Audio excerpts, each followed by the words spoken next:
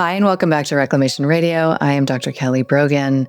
And what I love about my containers is that the women I attract always have some audacious questions to ask me. So it's my intention for the musings that I share on these topics to grow the permission field of what's possible, and also to offer relatable reframes that can jailbreak you from your victim stories. So you might notice that I'm a bit more familiar and free when I'm answering these questions to me in my membership Vital Life Project. Today's question: what's the best way to support a friend who is in a victim drama? Do you have sort of an agreement or understanding with your friends? Right now, me and my friends have, I would say, like two primary agreements in terms of our communications. So me and my friends have an agreement that we will not speak ill of men any longer, period. And I shared with them my perspective on all this, and they completely got it. And they agreed, also because we no longer want to be the women who just come from this long line of toxic relationships and all of this abuse by men and all of these horrible experiences. Like, what does that say about me as a woman? I'm not that woman, right? Like, I am a woman who's had extraordinary, huge love in my life. I'm a woman who's been on a magic carpet ride of experience and milked it for every drop, right? And I also have a very big victim story, trust me. And what woman do I want to be, right? So they get it.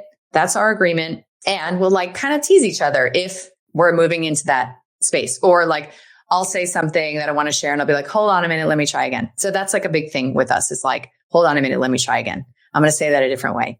And we joke, it's funny, we're just trying. And the other agreement is around the victim story, right? So, and the repeated patterns, right? So a lot of us have repeated patterns of victim stories.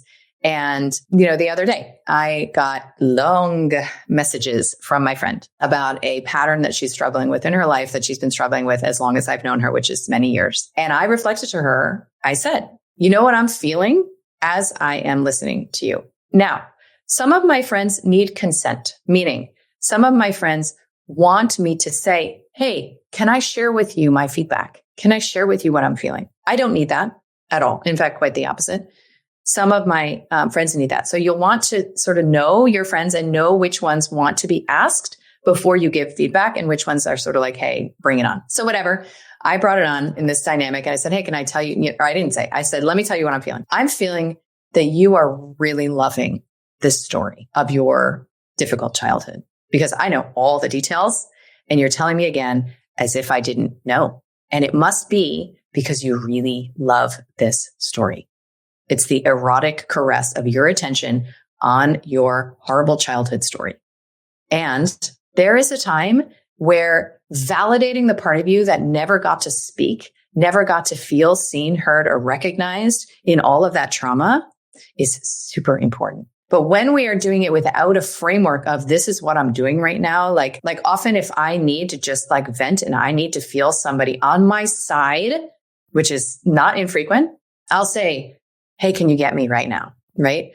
Or if I, get feedback that is something other than that, I'll say I really want to feel like you get me, like you see me, like you understand what I'm saying. And you condition each other. That's what we're doing. Right. So in time, your friends will know hey, I'm going to offer her validation. And then I'm going to ask if I can present to her another perspective or look for the meaning in this or ask her what her whatever you want to call it, her higher self really thinks about what is going on, or ask why she thinks this might be happening and why it might need to happen in exactly this way, right? So there's almost a wink that is okay, you can do the victim thing. That's cool. And we both know that it's not the story you actually want, right? So there is another story.